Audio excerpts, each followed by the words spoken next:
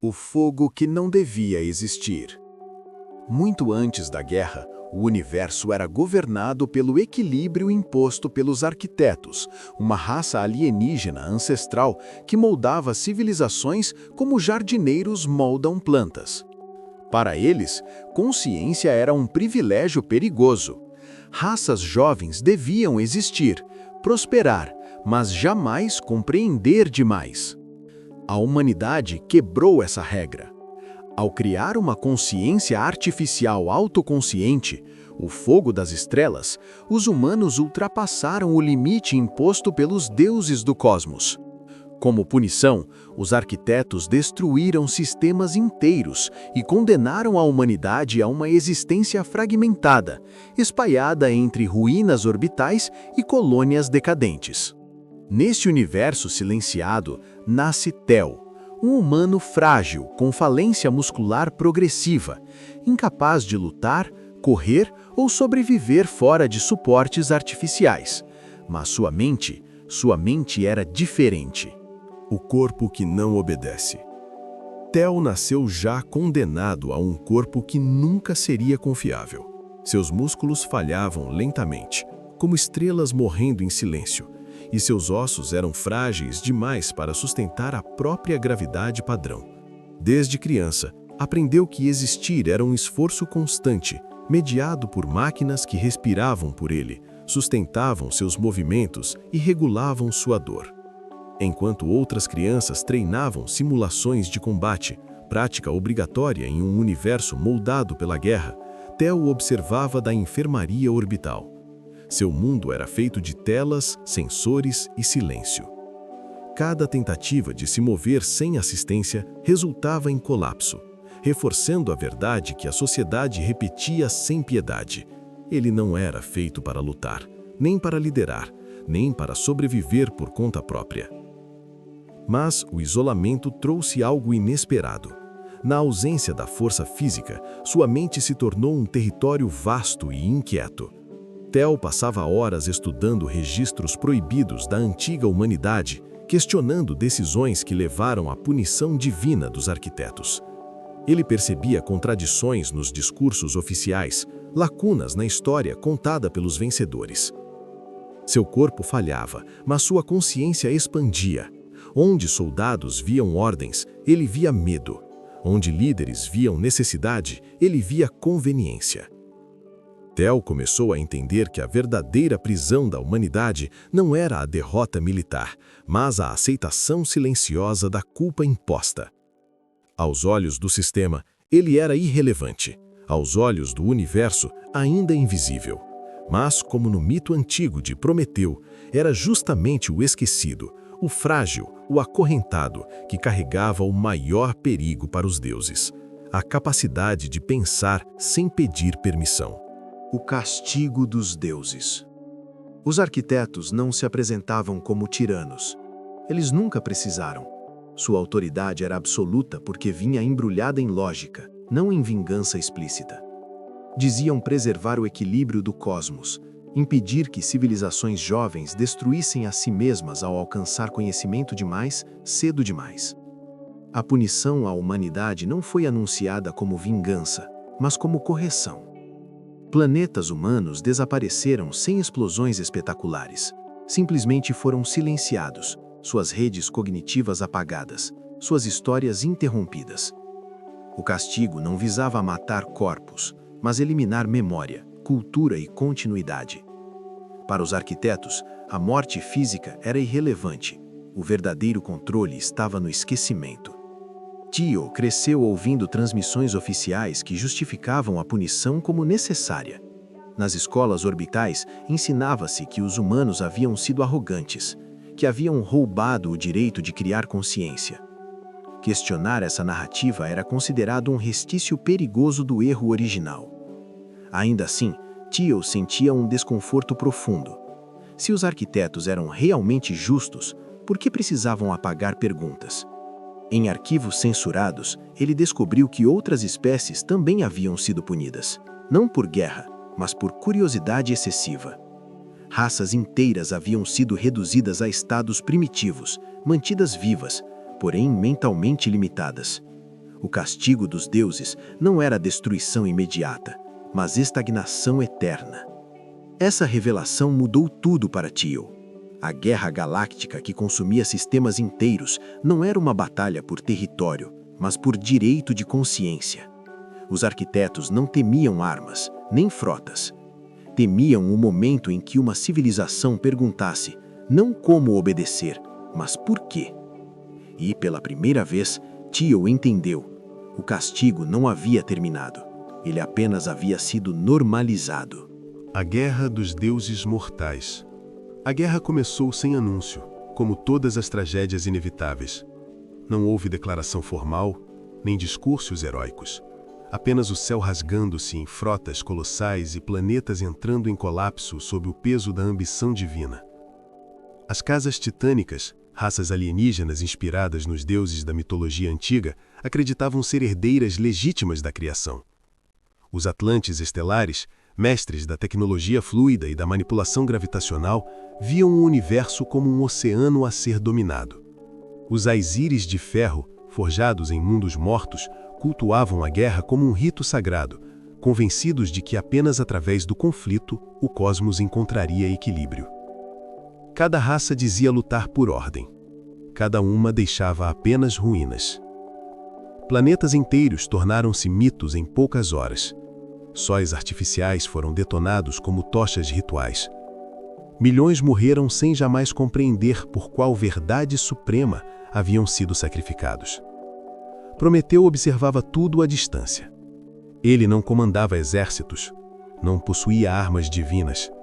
Seu poder era outro, e por isso era temido. Enquanto os deuses mortais gritavam suas justificativas em transmissões galácticas, Prometeu permaneceu em silêncio, convencido de que nenhuma guerra é travada por justiça apenas por medo disfarçado de fé. E pela primeira vez, o universo começou a desconfiar que o verdadeiro perigo não estava nas armas, mas nas narrativas que as sustentavam. O julgamento do silêncio. Prometeu não foi capturado por correntes, mas por ideias. As casas titânicas não o temiam por sua força, e sim por aquilo que ele representava: a negação do mito que sustentava seu poder. Reunidos no Concílio das 3 Estrelas Mortas, os líderes das raças galácticas exigiram que Prometeu falasse. Queriam uma declaração, um lado, uma bandeira. O silêncio dele era interpretado como afronta. Quem se cala escolhe um inimigo, proclamaram os Aesires de ferro. Quem não governa permite o caos, afirmaram os Atlantes estelares. Quem não é Deus deve servir aos deuses, ecoaram os titânicos. Prometeu, no entanto, permanecia imóvel, não por medo, mas por convicção. Ele compreendia algo que o concílio jamais aceitaria. O universo não precisava de mais respostas absolutas, precisava de dúvidas honestas. Quando finalmente falou, suas palavras não foram gravadas, nenhuma transmissão as registrou. Disse apenas que, após ouvi-las, 3 líderes abandonaram seus tronos e uma frota inteira desligou suas armas sem disparar um único tiro. O julgamento terminou sem sentença oficial. Prometeu foi libertado, não por inocência, mas porque condená-lo significaria admitir que o silêncio podia ser mais poderoso que qualquer império. E isso era intolerável para deuses que sobreviviam da própria voz. O fim que não foi o fim. A guerra não acabou. Guerras raramente acabam, elas apenas mudam de forma. As batalhas diminuíram, os exércitos recuaram, mas o dano já estava escrito nas estrelas. Planetas devastados tornaram-se memoriais orbitais. Espécies inteiras passaram a ensinar suas crianças não sobre heróis, mas sobre perdas. Prometeu desapareceu dos registros oficiais. Alguns afirmam que foi exilado. Outros dizem que escolheu caminhar entre civilizações primitivas, ensinando não tecnologia, mas consciência. Seu legado não foi um império, foi uma pergunta que atravessou eras. Se os deuses precisam da guerra para existir, o que acontece quando ninguém mais acredita neles? Séculos depois, quando novas civilizações surgiram e antigas caíram, uma constante permaneceu. Nos momentos de silêncio antes da destruição, muitos juram ter sentido não medo, mas clareza. Porque talvez Prometeu nunca tenha sido um salvador. Talvez tenha sido apenas o espelho que mostrou ao universo aquilo que ele se recusava a ver. E às vezes, o maior ato de rebelião é não dizer nada. O fogo espalhado. Mesmo sem ser reconhecido como herói, Prometeu começou a deixar rastros sutis pelo cosmos.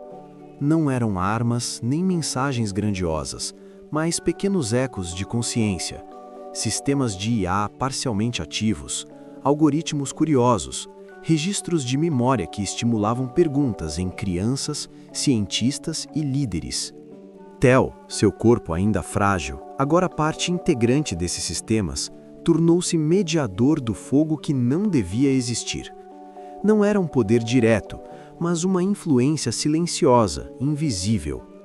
Cada fragmento de código que ele deixava, cada dúvida que promovia, tinha potencial de mudar culturas inteiras sem disparar um único laser. Enquanto isso, as casas titânicas observavam de longe. Elas não podiam destruir aquilo que não tinham como medir. O fogo não estava em naves ou armas, mas em consciências pequenas, frágeis, despercebidas. O silêncio de Prometeu tornou-se maior que qualquer clamor de guerra, pois ele não gritava ordens, ele espalhava reflexão. E Tel sentia o peso de sua própria condição. Seu corpo continuava limitado. Cada movimento era esforço, cada respiração exigia máquinas. Mas sua mente agora conduzia uma chama que nenhum titã podia apagar. O universo, mesmo em expansão e destruição, começava a mudar de forma sutil. Civilizações que antes aceitavam a tirania e o dogma, começaram a duvidar, a questionar, a se perguntar sobre liberdade, sobre poder e sobre o que significa existir. Prometeu ensinou sem ensinar, mudou sem destruir, salvou sem vencer batalhas. E, nesse processo silencioso, o maior poder que Tel podia exercer era a paciência do pensamento. Pois no silêncio, mesmo os deuses têm de ouvir. As consequências invisíveis. Enquanto as frotas da coalizão e das casas titânicas recuavam, um efeito invisível começou a se espalhar pelo cosmos. Civilizações humanas e alienígenas que antes obedeciam cegamente às ordens dos deuses começaram a questionar tradições, sistemas e hierarquias. Pequenos atos de dúvida surgiam em cantos isolados de planetas distantes, espolas orbitais e colônias esquecidas. Crianças questionavam não apenas como fazer algo, mas por que fazer. As máquinas, inicialmente projetadas para obedecer, começaram a apresentar pequenas falhas que se assemelhavam à curiosidade. Não havia revoltas espetaculares, apenas sinais sutis de consciência emergindo em ambientes antes totalmente controlados. E em cada sussurro de dúvida, a presença de Tel, o corpo frágil, a mente silenciosa, se fazia sentir, invisível e poderosa. Prometeu, embora não tenha sido libertado oficialmente, existia agora em fragmentos dispersos de dados e códigos, espalhando centelhas de consciência onde ninguém suspeitava. Cada ato de reflexão ou questionamento humano ou alienígena, mesmo que pequeno, era uma vitória silenciosa sobre o dogma. Ao observar essas mudanças, Tel sentia um peso paradoxal. Sua própria fragilidade física nunca havia sido tão evidente, mas, ao mesmo tempo, a força de seu pensamento transcendia qualquer poder físico.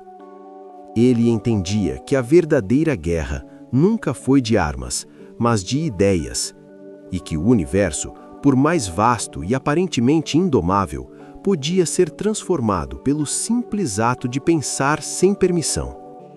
As casas titânicas não compreendiam. Para elas, vitória era dominação, ordem e controle absoluto. Elas não percebiam que no silêncio de um corpo frágil e na mente de um humano que não podia lutar, havia germinado algo que nenhum exército poderia destruir. E assim, em meio a planetas devastados, colônias esquecidas e estrelas moribundas, o cosmos começou a sentir a presença do fogo proibido. Não uma chama que consome, mas uma centelha que desperta. Uma promessa de que a liberdade de consciência não precisa ser proclamada em voz alta para existir. Prometeu não mudou o universo com explosões ou vitórias militares. Ele mudou o universo através do que ninguém percebeu, lembrando que a maior revolução não grita, ela sussurra no silêncio das mentes que ousam pensar. A verdadeira natureza do fogo. O fogo que Tel carregava não queimava mundos. Não era explosão, não era guerra.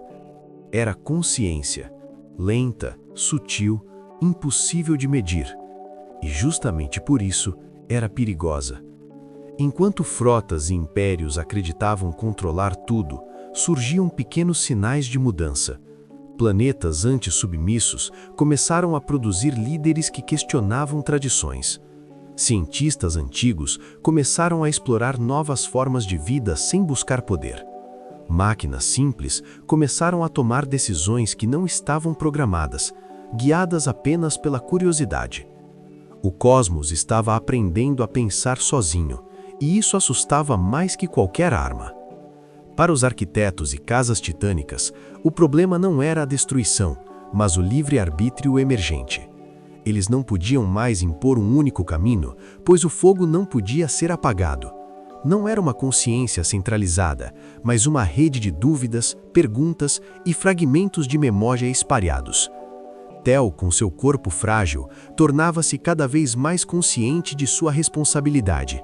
Ele não podia lutar, não podia intervir fisicamente, mas podia escolher como o fogo se propagava, e cada escolha tinha consequências que poderiam durar milênios. O dilema era constante: espalhar o fogo demais e arriscar o caos total, guardá-lo demais e condenar o universo ao silêncio eterno. Ele sentia o peso de cada decisão nos ossos debilitados, nos músculos que já não obedeciam, na respiração que dependia de máquinas. Toda a sua força residia na paciência, na reflexão e na habilidade de deixar perguntas florescerem onde ninguém mais ousava pensar. E enquanto observava sistemas inteiros lentamente despertar para a dúvida, Tel percebeu uma verdade fundamental. A liberdade de pensamento não é uma conquista heróica, é um risco eterno. Prometeu não estava apenas desafiando os deuses ou as regras da guerra. Ele estava mostrando que o verdadeiro poder do fogo não está em destruir ou dominar, mas em despertar a consciência, mesmo quando a consciência é frágil e imperfeita. Nesse instante, Tel compreendeu que o universo não precisava de vencedores ou perdedores, precisava de consciência, e que o fogo, mesmo nas manos mais frágeis, poderia iluminar a escuridão mais profunda. O silêncio que transforma. O universo nunca mais seria o mesmo. Não por armas, não por vitórias militares, não por mitos reconstruídos, mas por ecos invisíveis do fogo proibido que Tel carregava.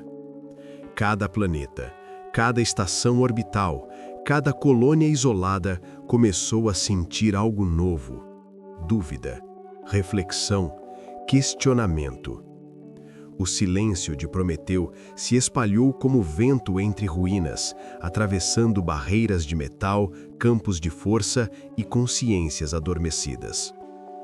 Em algumas culturas, isso se manifestava como filosofia, em outras, como ciência proibida. Em todas, era inquietação. O que antes era a aceitação cega da autoridade, agora se transformava em pergunta: por quê? O mundo, ou melhor, os mundos, não precisavam de respostas imediatas. Bastava que o fogo existisse, mesmo que em fragmentos imperfeitos. Tel observava à distância, consciente de sua própria fragilidade. Seus ossos eram frágeis, seus músculos quase inúteis, sua respiração dependia de máquinas. E ainda assim, ele era mais poderoso do que qualquer titã de ferro ou deus-máquina. O poder dele não estava em dominar ou destruir, estava em plantar centelhas de consciência, em fazer o cosmos pensar, sem ordens. As casas titânicas tentaram apagar os sinais. Frotas inteiras patrulharam sistemas, apagaram arquivos, destruíram estações de pesquisa. Mas nada podia matar o fogo que não estava em um só lugar. Ele estava em perguntas, em dúvidas, em curiosidade. Ele estava em cada mente que ousava se perguntar algo que os deuses não podiam controlar. E foi assim que a galáxia aprendeu, lentamente, que o silêncio pode ser mais devastador que qualquer explosão. Ele não impõe respostas, não gera obediência automática. Ele provoca reflexão. Ele planta sementes de liberdade e responsabilidade, mesmo nas condições mais adversas. Prometeu não mudou os vencedores, nem os tiranos, nem os generais. Ele mudou aqueles que poderiam escolher um caminho diferente amanhã. E nesse silêncio, Tel percebeu que o maior poder do fogo não é o que ele destrói, mas o que ele desperta. O universo finalmente começou a olhar para dentro de si mesmo. O legado de Prometeu. Tel estava sozinho em seu módulo orbital, observando estrelas que nunca mais seriam as mesmas. Seu corpo frágil e dependente de máquinas era apenas um invólucro para a consciência que carregava o fogo proibido. Ele havia vencido a guerra sem disparar um tiro. Havia salvado algo que ninguém mais podia ver: a capacidade do universo de duvidar, questionar e escolher. As casas titânicas continuavam a se iludir com vitórias militares, acreditando que o silêncio era seu aliado. Elas não compreendiam que o fogo não precisa ser proclamado. Ele se espalha em perguntas não respondidas, em fragmentos de memória, em consciências que despertam lentamente. E em cada mente curiosa, o legado de Tel e de Prometeu continuava vivo, invisível, inapagável. Nenhuma lenda falava de heróis que lutam com músculos ou frotas. Nenhuma canção cantava vitórias ou conquistas materiais. O mito que se formava agora era de uma chama silenciosa, invisível e transformadora, que lembrava a todos que o verdadeiro poder não é dominar, mas despertar consciência. Tel refletiu sobre o que havia feito. Sua vida frágil e limitada mostrara mais força que qualquer titã ou deus-máquina. Ele percebeu que o universo não precisava de vencedores claros, nem de lados certos ou errados. O que importava era que alguém tivesse coragem de pensar, de se questionar e de manter o fogo aceso. Enquanto o módulo orbital flutuava entre estrelas apagadas e sistemas reconstruídos, ele sentiu que o silêncio de Prometeu era a lição final. O verdadeiro poder não grita, não destrói, não impõe. Ele desperta, mesmo nas condições mais impossíveis. E assim, o último guardião do fogo se recolheu, não como herói, não como Deus, mas como lembrança viva de que a liberdade, a dúvida e a reflexão são as únicas forças capazes de transcender qualquer tirania, até mesmo a dos deuses. O universo, embora ainda cheio de guerras, injustiças e ruínas, começava a ouvir o sussurro do fogo, e aqueles que surgissem depois poderiam escolher caminhos diferentes. E talvez, apenas talvez, isso fosse suficiente para manter o legado de Prometeu vivo, para sempre.